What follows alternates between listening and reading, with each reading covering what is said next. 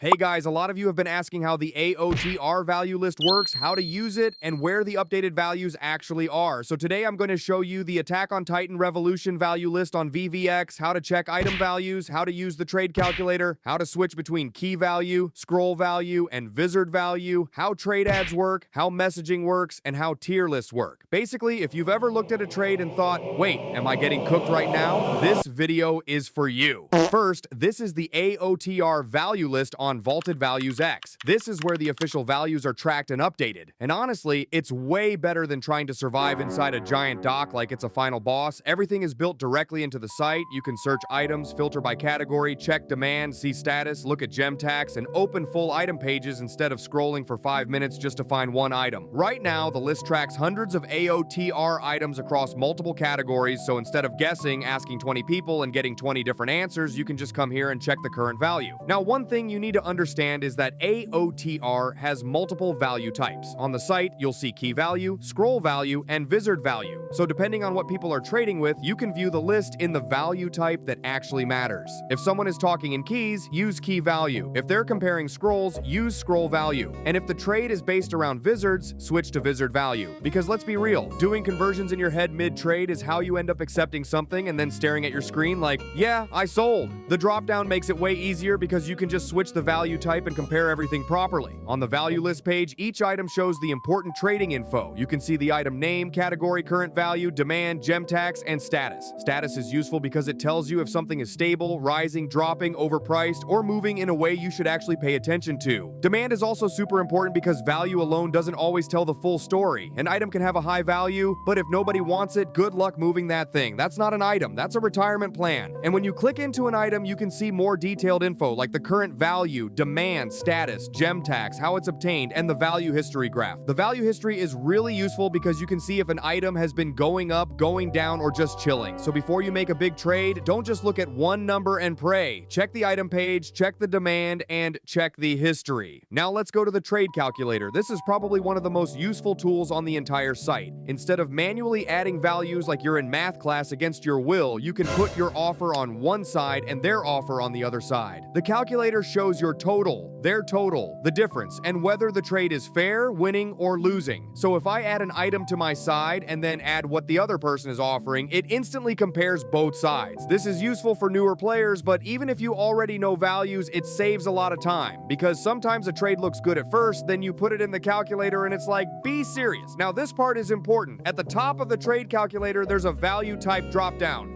This lets you change what value mode the calculator is using. You can switch between key value, scroll value, and Vizard Value. So if you're trading based on keys, keep it on key value. If the trade makes more sense in scrolls or Vizards, open the drop-down and switch it. Once you change it, the calculator uses that value type for the trade. That means both sides are being compared in the same currency, which makes the trade way easier to judge. No mental gymnastics, no calculator app, no hold on bro, let me think. Just switch the value type and check the trade. Next is trade ads. Trade ads are where people can post what they're offering and what they're looking for. This makes trading way easier because instead of spamming chat or sitting in Discord hoping someone replies before next week, you can browse active offers directly on the site. You can see the trader, what they're offering, what they're requesting, the total value of each side, and whether the trade looks winning, losing, or fair. And if you're interested in a trade, you can message the user or send an offer through the site. That's a big part of why trade ads are useful. You're not just looking at values, you're finding actual people who already posted what they want, and then you can contact them from the platform. So instead of yelling into the void like trading this, send offers, you can find an active trader, check their offer, and message them directly. There's also a create trade ad button, so if you want people to come to you, you can make your own ad. You add what you're offering, add what you want, write a quick note if needed, and post it. And just like the calculator, trade ads also have the value type changer, so you can flip the ads between key value, scroll value, and Vizard Value depending on what you care about. That makes browsing offers way cleaner because everything is being compared the same way. The site also has tier lists. This is where the community